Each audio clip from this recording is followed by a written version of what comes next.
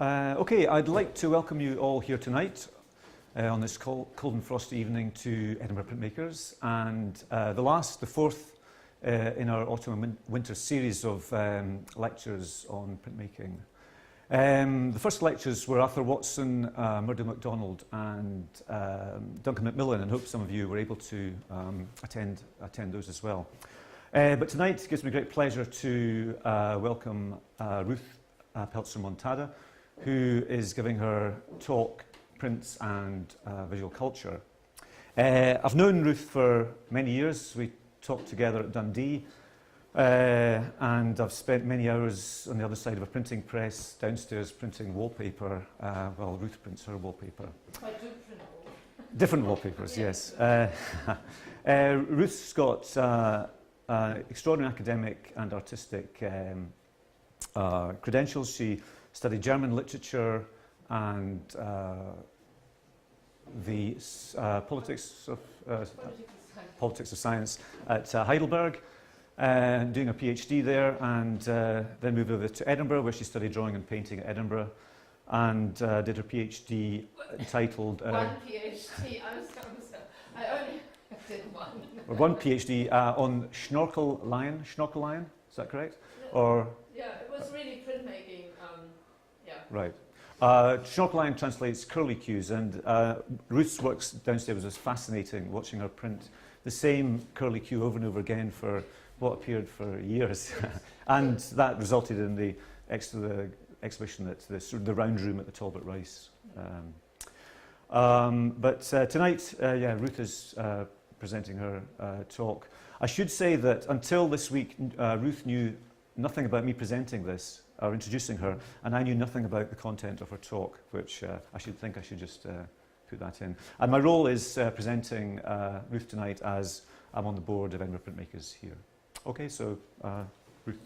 Hello everybody. I'm really pleased to be here tonight, and as David already said, you know, it's thanks for coming out, and rather than doing the shopping or sitting on top of radiator with a glass of wine or something. And I bet you thought you would be safe from this here. Well, just to prove that you aren't. So I have chosen to talk about prints and visual culture. I teach in visual culture at the Art College, but as David has explained, I am an artist who has been using print since 1998, and my one PhD was with regard to printmaking, and in light of what David said about my work, it was called Poetics of Repetition. So, but I hope it's going to become clear as I talk what the relationship between prints and visual culture, or at least, you know, some of it will become clear. Now, I remember when I first of all came across the term visual culture, and that was when I started teaching at the Art College in the early 1990s, in the department that sort of contextualizes what students do in the studio. And the department that I'm teaching in now, which wasn't called visual culture then. And I remember, so what we were doing was really looking at art history and design history for those students studying those respective subjects. And I was quite unhappy in some ways, because I realized that what the students were doing wasn't really covered by art or design history sufficiently. I'm not against art history, I should hasten to add, but it didn't seem to capture, you know, the environment that students were working in and that they were drawing on in their work. And then when I first came across the term visual culture, that seemed to sort of answer my prayers, as it were, in a sense that it captured that environment that was crucial to what artists were doing. So just before we get to our main interest today, the prints and visual culture, let me briefly explain what visual culture is. Now, very broadly, visual culture is everything that's seen, that's produced to be seen, and the way in which it is seen. So it includes the production of visual objects, and it is also and also the way in which those visual elements are understood. So it's that part of culture that communicates through visual means, quite simply. So that includes things like what we see there in this particular image, and in fact the print on the first slide, but also advertisements, billboards, shop windows, street signs, and so on.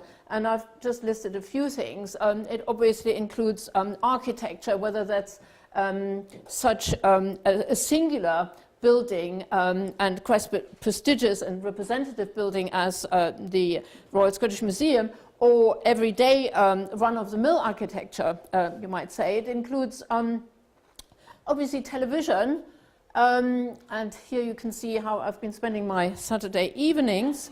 I'm sure I'm not the only one. It includes both art house animation, for example. Some of you may have seen The Illusionist, that lovely film that refers to Edinburgh quite a lot, but also video games. So in a sense, visual culture, that's one of the main features, is that it encompasses both high and popular culture. It also includes DIY phenomena like graffiti, and printed matter such as posters of all types. Medical imaging, that's often left out of the picture. And it does include our own photographs, whether we post them on Flickr or Facebook, or we keep them to ourselves.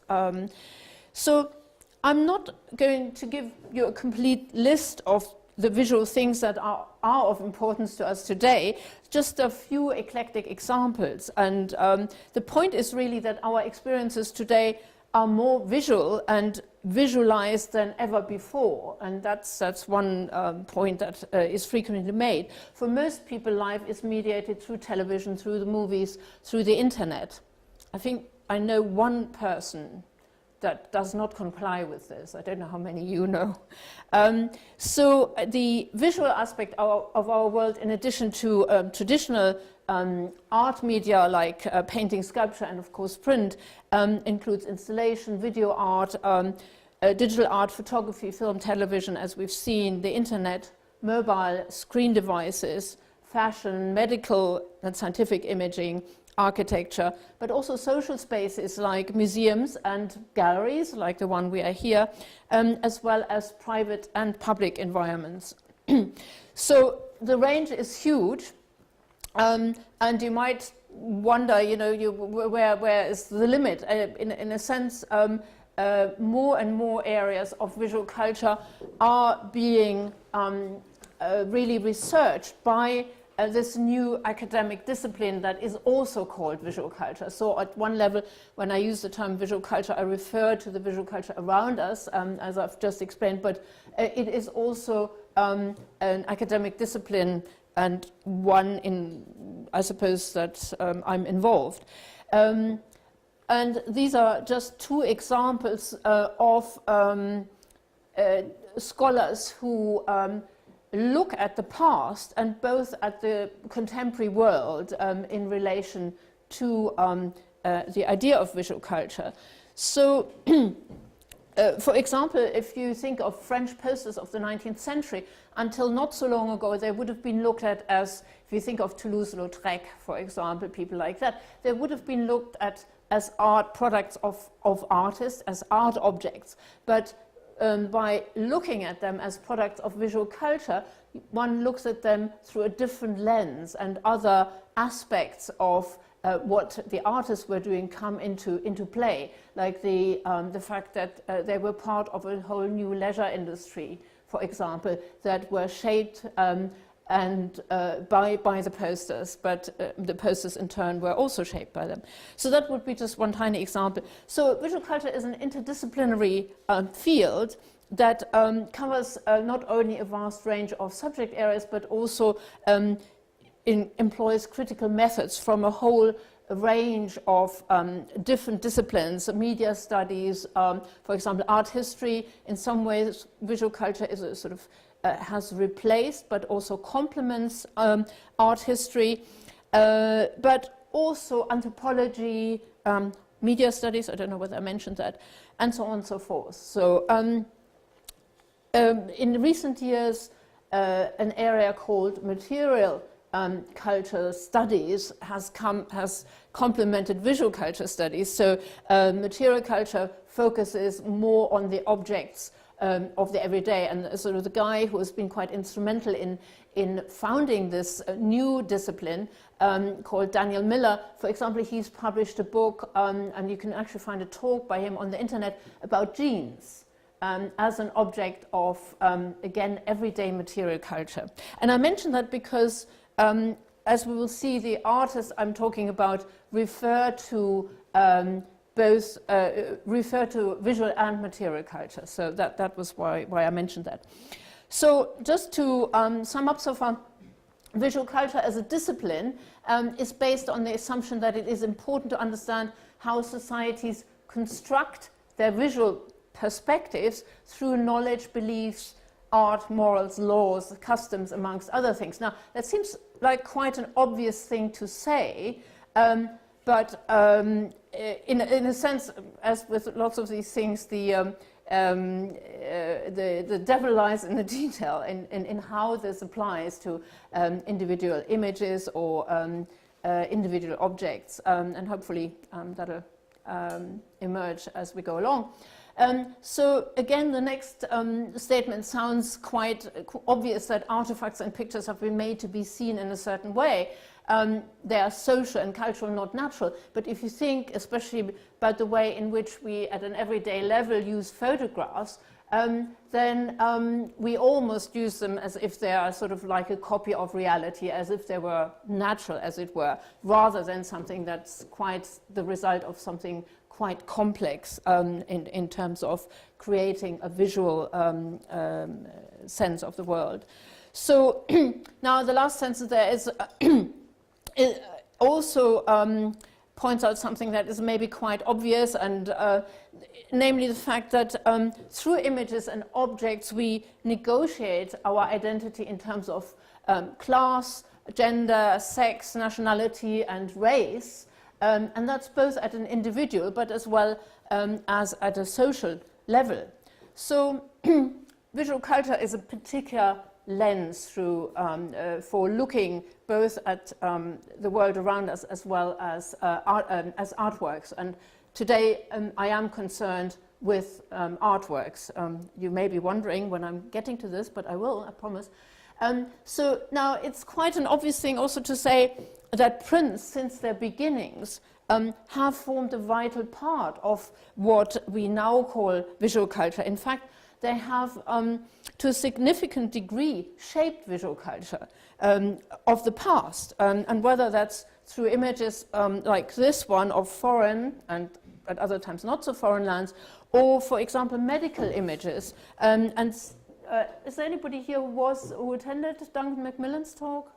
Oh, I seem to have been, oh yes, Sarah. So Duncan Macmillan's talk a couple of weeks ago, it was mainly about Scottish prints, but it also showed the important role that prints of medical research have played. And the interesting thing that we now have realized, I think partly through the efforts of visual culture scholars, is that if prints very often in the past, or images in the past, have often been seen as mere illustrations, as mere documentation, that is actually not the case, that these images, these illustrations, did something much more. Namely, they shaped knowledge. They helped to shape knowledge. They helped to create new knowledge. Yeah, and I think this idea of the visual as creating knowledge is a very, very prominent idea that's being debated in visual culture. So, so finally, now I should maybe say, of course, we are aware that prints, if they were one of the chief ingredients of visual culture in the past, as we've seen earlier, today the location of visual culture has changed, its makeup has changed. So prints are now one of many different media that contribute to visual culture today. So to look at, more closely at how artistic prints today draw on the broader context of visual culture and in their turn also reflect critically on visual culture and help to reshape it. I'm going to focus on the print portfolio that accompanied Edinburgh Printmakers' project at Traquair this summer. How many people saw that? Can I just... not everybody here. So, okay, I have to bear that in mind, that not everybody here is familiar with that project. That was a site-specific project where artists reacted to now, where are we? Sorry. Yes, this is the web image of, it was called Reflective Histories, and artists were invited to respond to places and spaces and objects at Traquair, and it was organized by Edinburgh Printmakers.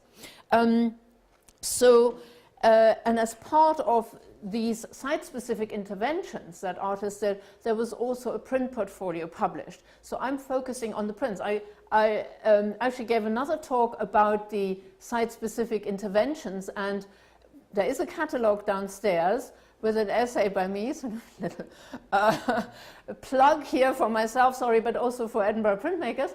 And the project is a very interesting project where I looked at these interventions in relation to print. Yeah, so I didn't actually look at the prints themselves, but what the artists did in the different spaces at Traquair. So in this talk today, I'm not talking about the portfolio of prints as such. The idea of the portfolio, the notion of the edition as a particular format and mode of communication. And as I said, I won't talk about the interventions as such. So is everybody here familiar with Traquair as a historic place? Okay, that's good, so I don't have to say anything about that. But the interesting thing, of course, because of its important role in the history of Scotland, also because of its rather complicated position as, on the one hand, supporting the Stuart cause and the independence of Scotland, the Stuarts of Traquair were or are also Catholics. So that, in a sense, put them in a rather precarious position in relation to the majority in Scotland. So it's quite a complex history. And so the history is fraught for these various reasons with battles and persecution and conflict which its inhabitants had to negotiate. But that history also means that there is a close combination of the private and the personal in the objects and the spaces in the house. So the events or stories that go with them go beyond the personal to larger historical and political events. And I think it's this combination of the public and the private and Traquair's particular role in the history of Scotland that marks out the appeal of Traquair. And it is also this combination that attracted the artists. Now, one thing I will mention briefly, although I won't be able to go much into detail, and I have gone into more detail in the catalogue, is that when we think of Traquair in relation to visual culture, as a heritage site, it's not just a family home, even a very old and prestigious one, but it's already presented as a site for the consumption of the public. So in this sense, the place as well as the objects within it are sort of performative, as we would say. They're designed to communicate a range of ideas and specific meaning to their visitors. Yeah. So the artists draw on and represent aspects of the visual culture as it is found and present at Traquair, like these portraits or various objects. So all of the artists reuse and appropriate images or objects and also make reference to the wider context of visual culture today. And some of these bear a reference to print and some not. And all the artists also embrace now the familiar a lack of distinction between high art and popular culture. So they mix both of these. I'm starting off, and as David said, I didn't realize when I wrote this that David was going to introduce me, so he can correct me if I say things that are totally off the wall. Now, and the reason I started off with David is that, in a sense, his work makes the most extensive references, or certainly in relation to the print portfolio, makes the most extensive reference to everyday graphic matter, whether that's historic or contemporary, such as advertising, publicity, but also games. Now, as you saw in this shot of the print exhibition, he uses the format, presentation format of a box, and of course that's quite significant. Now, a box with collectible items has been a feature of both corporate culture, you know, these sort of presentation boxes and gift boxes that are given to clients, etc., but also of avant-garde art. And one of the most famous ones, boxes, are made by Marcel Duchamp, where he reproduced miniature versions of some of his objects and also his notes for some of his larger pieces. And what's very interesting about this is that they were recreated in a facsimile, which was then a highly skilled and complex printing technique, namely phototypography. So we see some examples there.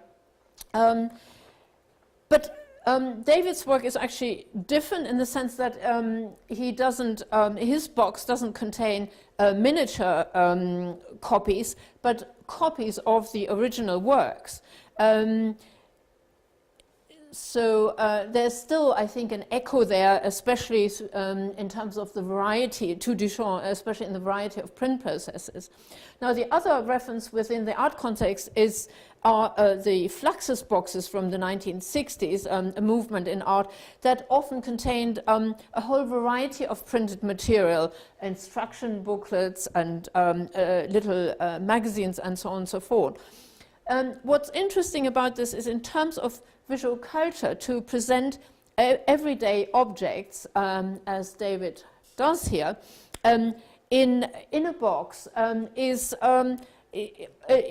first of all highlights the fact that these everyday objects are collectible, and they form almost like a miniature museum, a miniature gallery.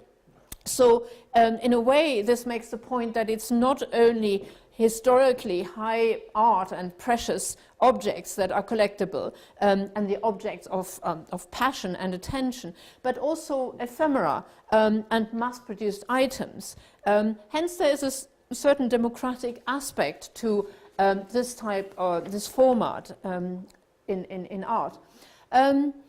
So in addition to this variety of materials and a range of traditional printmaking processes, such as letterpress that David used, he also included one of the newest printing technologies, namely 3D printing, and in the figure on the chessboard. But the key word for David's interventions or additions to objects at Traquair is the term multiple. Not only did he do multiple interventions, which I can't cover all here, but more specifically, this idea of the multiple, of course, is a particular form of artistic production, the creation of often small objects or printed items in an edition rather than as an individual unique piece of art. So, as I said already, in that sense, they are typical of a visual culture approach to art rather than high art and the making of costly objects. And also in relation to print, since one key feature of print is its reproductive capacity, the making of multiples could be said to be characteristic of it since its invention. And moreover, this reproductive quality, the possibility of making multiple copies, that gave printmaking its crucial feature in the visual culture of the past and still today. But in art, the idea of the multiple since the 1960s has gained popularity from the fact that multiples are relatively low cost and they are usually easily transportable in the post, and they can reach a broader audience than the individual work of art, as I've said already. So in that sense, they suit a much more egalitarian concept of art. So they also correspond with printmaking's powerful and ongoing sort of tradition of collaboration and accessible art making, of which Edinburgh Printmakers Workshop is actually a result and an example, this ethos that became very popular in the 1960s. So, and David has worked in this mode for quite a while. So, now in terms of the particular imagery that he has used, he has drawn on numerous symbolic references to the Stuart cause that appear throughout Turquoise, and he sort of recombined them in various physical formats, and quite literally, amongst other things, as a deck of cards. Now, it's worth remembering that historically, the mass production of playing cards as well as devotional images were the driving forces of the technical and economic development of European printing processes in the 15th century. So they were vital elements of visual culture of the time and helped to bind groups of people together in worship or in play, just as social media do for us today. Yeah? So David draws on such manifestations of visual culture, and for example, by recreating the playing cards as they were found at Turquoise, he also fashions an alternative Scottish history. For example, he's included Betty Burke, who, as a queen, he's turned her into a queen. Yeah, is it? Him into a queen, yes. Oh, Betty Burke. Because it's Bonnie Prince Charlie as Betty Burke. Oh, it's Bonnie Prince Charlie as Betty. Oh, I didn't realize that. But Betty Burke was the maid under whose name Flora MacDonald saved the king, wasn't it? It was Bonnie Prince Charlie. It was the king. It was the prince. Yeah. He was dressed as Betty Burke. Oh, yes, that's right. Sorry. Yeah. Okay. So, so you've turned Betty Burke into the king. Yeah. Yes. Yeah. Okay. So. Which of course we know didn't happen. So on the one hand, I think this move makes us aware of printmaking's and print's role in visual culture, in the visual culture of play and leisure. But on the other hand, I think the point is also made that what appears as play and leisure is never only simply that, but is crucially embedded in and helps to confirm and shape economic, or in this example, particular political and at other times social and religious practices and beliefs.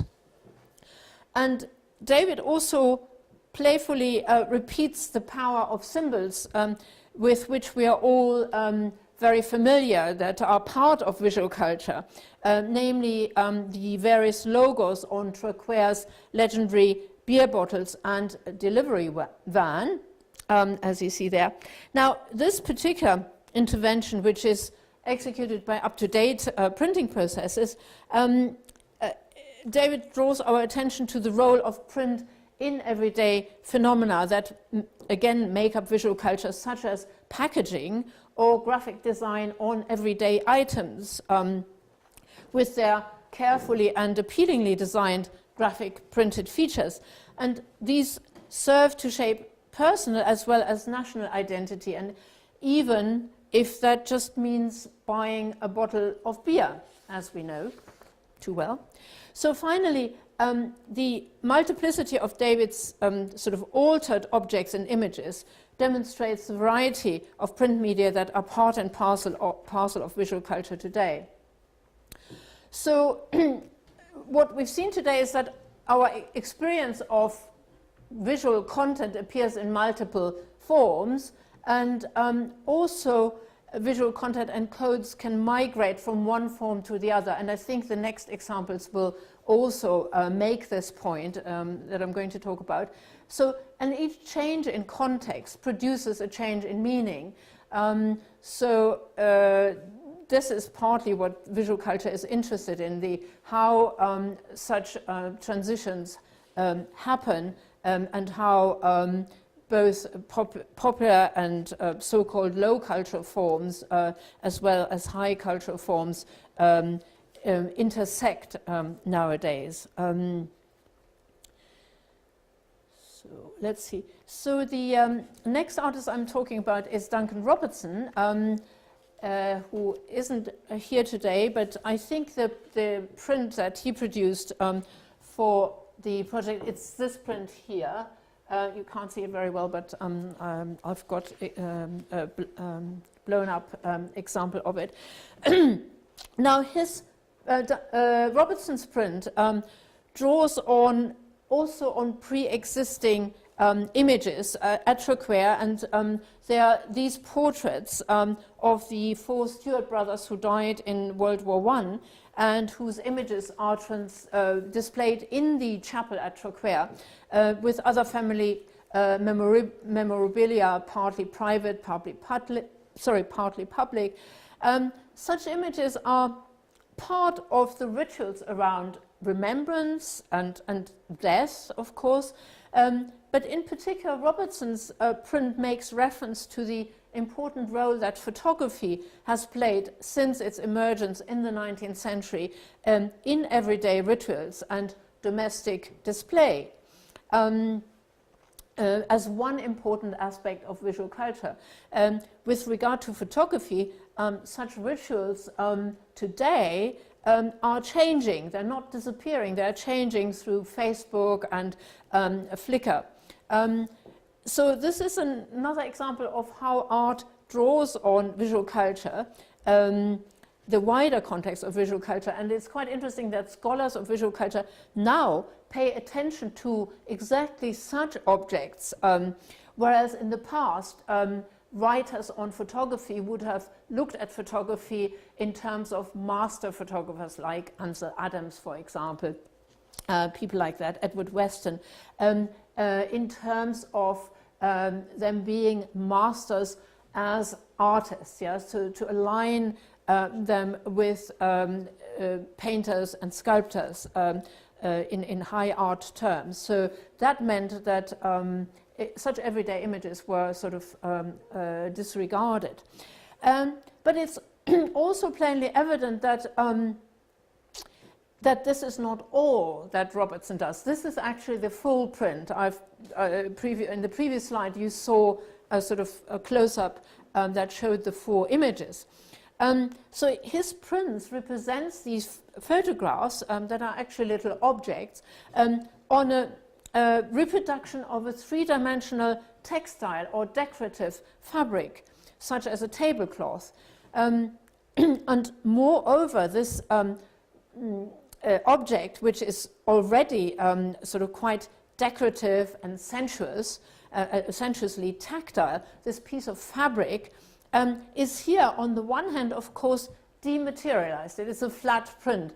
Of course, the problem is when we're looking at it on the screen, some of the things I'm saying don't make quite so much sense as when you see the actual print, because the screen sort of flattens the whole thing again and at another level. So, but by the same token, by representing the textile material, the pleasurable and affective qualities of such a textile are made palpable to us through also, in addition to the very strong color, also through the laser cut intricate lace border and a real piece of embroidery at the center. So you have to kind of imagine that, yeah. Now, with that, Robertson actually references a particular historical paperworks which contain embroidery, namely these were postcards that his grandfather possessed and sent from while he was fighting in the First World War, and that contained these little embroidered vignettes. But Robertson's print as a whole has a sort of collage character. It's a kind of mashup of art and popular culture in general.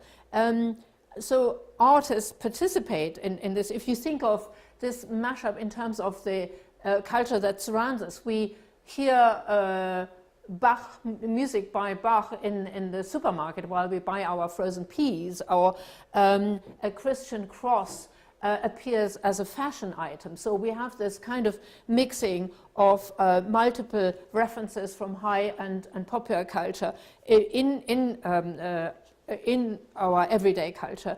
So artists obviously participate in this, and they comment on it by bringing such references into their art, but also making a further sort of unusual mix-up. Now there's something also more specific to this print, and that also applied to Duncan's interventions at Choquer. It's a theme that also frequently crops up in visual culture debates. Robertson's mashup is a mixing of conventional gender codes. And that is the associations we have with what is typically or appropriately appropriate for a particular gender. So if the sort of military uniforms in the pictures of the four Stuart male members of the family indicates a sort of properly masculine role and identity, then by placing them into this intensely decorative and highly colorful context, Robertson also brings up the association of femininity. So there is another mashup of these gender codes, of references to particular gender codes. So in that sense, he puts a question mark against the way in which, through visual culture, we allocate particular gender identities and how visual culture contributes to this. So, yeah, just to make this absolutely clear. Okay, so Robertson brings sort of diverging references into play. Nicola Murray's print, Nicola is here tonight, with its gold frame, immediately calls up, due to its size and the presentation, a sort of official rather than a private portrait. If these images we saw of the Stuart brothers, the size itself indicates a sort of very intimate quality, whereas the scale of Nicola's print and its position in the room above the fireplace already declares it as a private rather than declares it as an official rather than a private portrait.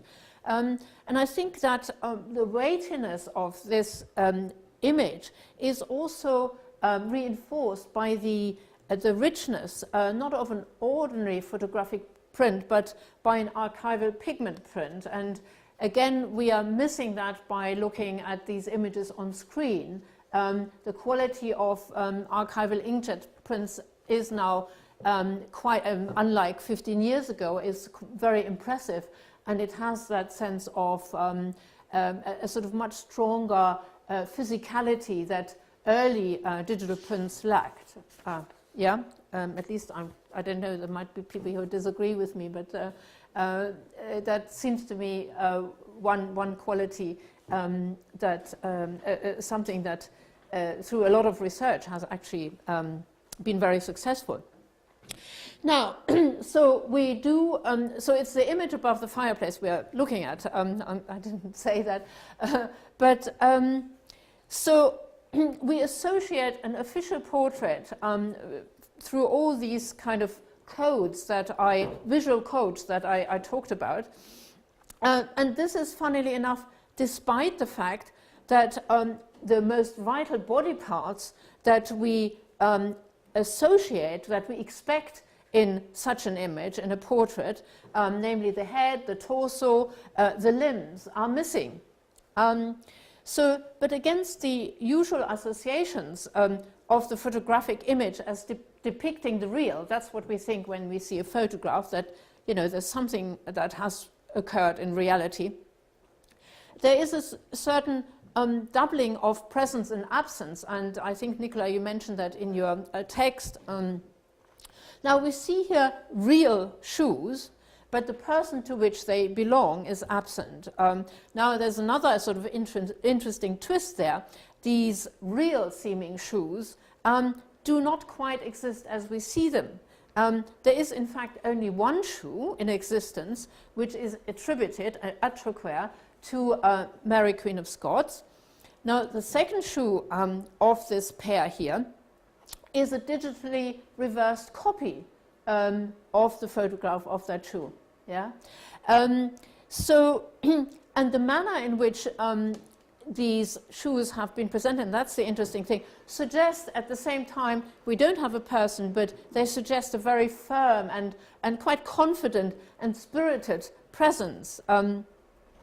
So on the one hand, there is doubt as to what is real and what we see in the image. On the other, the shoes' presence and their provenance point to a real person and almost make that person come alive. I think I sort of have a so what the shoes here in visual terms do, they fulfill what's called a metonymic function. So this figure of speech suggests that a thing or a concept which is not called by its own name, but by something that's associated with it. We talk about Hollywood when we mean the Californian film industry that's located there, for example. So here the shoes stand for feet, and the feet in turn stand for the whole person. So this maybe not unknown painting by Magritte makes this a similar point quite vividly. So at one level, what Nicola's action alerts us to is the fact that objects can stand in for the person, and they not only act as a reminder, but they substitute a loved person, or can do that. At another level, her focus on the shoes or the feet could be seen to make visible hierarchical assumptions that govern the conception and representation of the human body. So that's a sort of much bigger topic.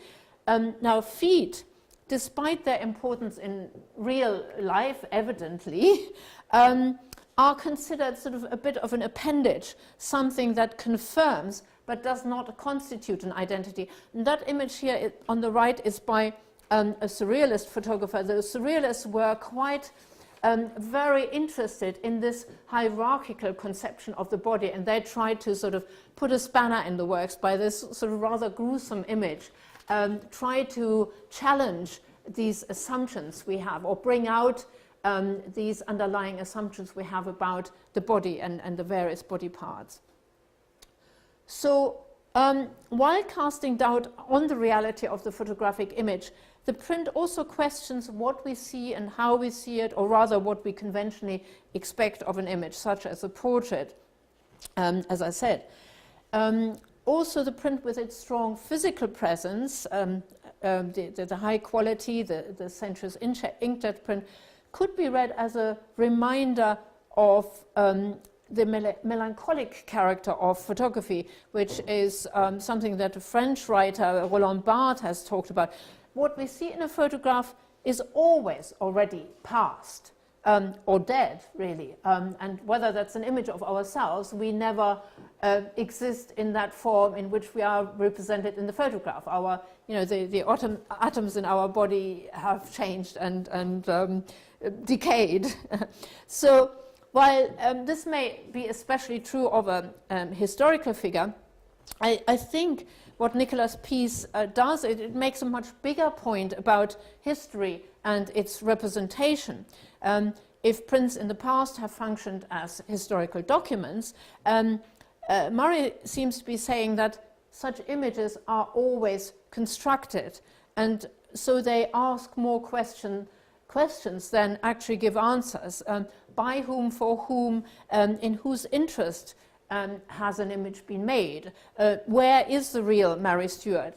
She doesn't really exist, is what the image seems to be saying. She is always the result of a particular construction of reality, of events, of history, to serve the interests of those who make or use the image. How are we doing for time? Right, still a bit of time. The next person, are you okay? Still? Okay.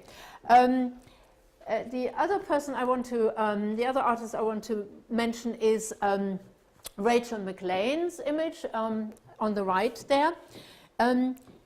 She also focuses on the historical but a mythologized figure of Mary, Queen of Scots. While Murray has done so through questioning photographic portrait codes, Mcclain draws on the heraldic symbols of Scotland and England respectively, and that was prompted by this wooden carving at the entry of the house in Traquair.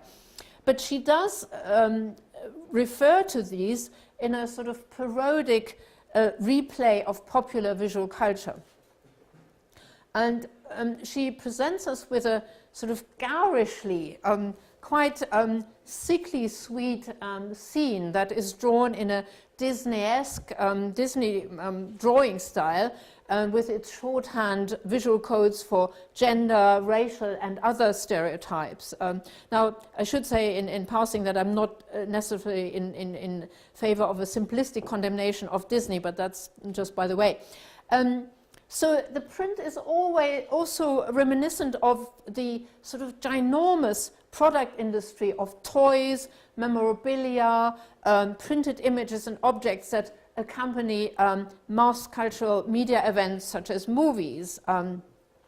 But the overall sugary pastel color immediately suggests a sort of kitschy commodification that is often regarded as being typical of mass culture.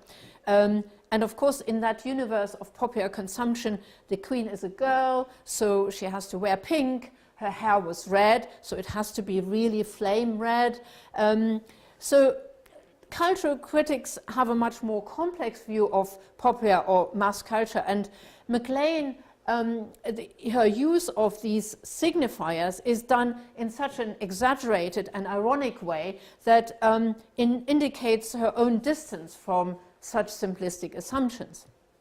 Now, in terms of current popular animation, the image reference to Disney is also almost quaint and old-fashioned and almost retro-fashion if you think of animations like South Park. They're quite a different style. So, but what we see is a sort of rather effete unicorn, Scotland, that is met or threatened by this hyper-masculine of a masculinity of an equally stereotyped English lion.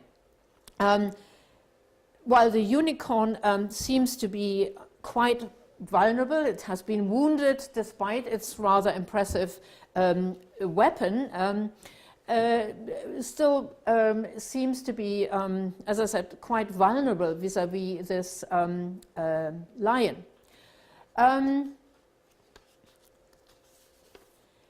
But the Queen is holding up a mirror to the unicorn. So there is the question, is Scotland, if we take the uniform to stand in for Scotland, hankering after a lost cause, or is it merely looking at itself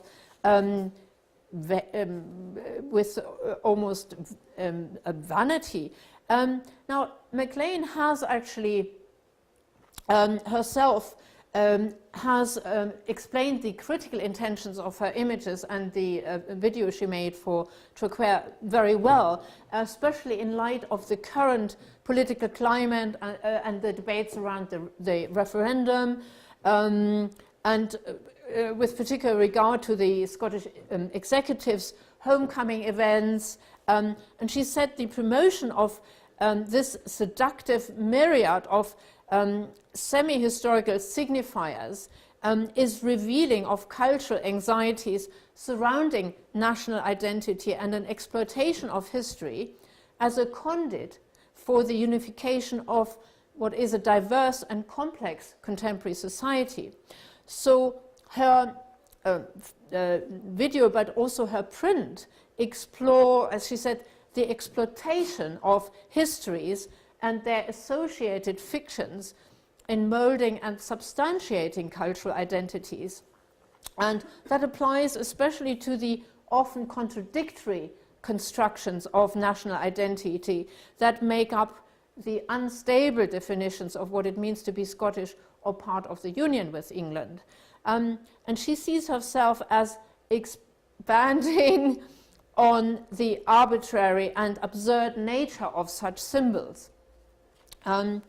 So Mcclain has deployed these cultural markers or symbols quite slyly, and I think this kitschification puts a question mark against the usage in popular visual culture, but also including politics, of these seemingly obvious and naturalized national signs and symbols. In other words, symbols that circulate or are deliberately employed in the broader visual cultural context, so that could be fictions such as blockbuster movies or publicity material of a political party or the tourist industry. They are here in the art context parodically employed in such a way as to deconstruct the often common assumptions and ideals. And one could say the artist sort of confidently usurps the role of the Queen and holds up a mirror, in fact, to all of us. So now I was going to talk about Callum Colvin, but in light of the time, I think I will come to a close. In a sense, Callum Colvin also made a similar sort of critical point about the ways in which cultural identity is sort of refashioned through popular culture by making a print that focuses on this very popular image of Bonnie Prince Charlie. This is the portrait in the National Portrait Gallery, but most of us are probably more familiar with it in this form, at least, yeah. So he has replaced that sort of dashing, romanticized image of Bonnie Prince Charlie that sort of becomes a shorthand for a sort of very romanticized Scottish identity with the image of the aging Bonnie Prince Charlie in this very interesting anamorphic image. This is the view that you see of the print, and these are the depending on which side you look at it. From one side you see the dashing portrait, and the other side actually represents the aging Prince Charlie. So in a sense, it's also the exploding of this romantic myth. Colvin has always been very interested in what would be called technologies of vision, so photography as a particular technological mode of representing reality through his sort of constructed images. He also deconstructs, a bit like Nicola does, the self-evidentness of photographs. So, okay, so I hope to have shown how artists both draw on the visual culture of the past and the present, whether that's print or other objects, and through their use of the medium of print, raise vital questions regarding visual culture and the role of print in it, as well as refer to broader concerns and question the way in which the visual is produced, and how and what it is made to mean to us. Now, I wanted to make one final point. As a sort of visual culture person, I thought this project and the intervention at Troquer and the prints were hugely successful, and I think also very important. It was also a very important project. But I have been wondering about one thing, and namely, how would certain other contributors reacted to the issues that a house like Troquer, with its close affiliation with Scottish history and identity, raises? How would they have reacted to it? What would representatives of a multinational Scotland have made of it? The artists were all, except for one, Scottish. Yeah. So how would maybe I was thinking of the Glasgow-based Argentinian artist Ralph Veroni comes to mind, or for that matter also my sort of fellow country man and woman. They're called In the Fields, Stefan Baumberger and Nicole Heidner. They're both based in Edinburgh. So I think that would have been quite interesting, how they would have responded to these questions around Scottish identity. Okay. Now, I don't know whether this is just a German thing to say it with flowers. I think it's a Fleurop advertising slogan. I'm going to say it with print. Okay, thank you very much.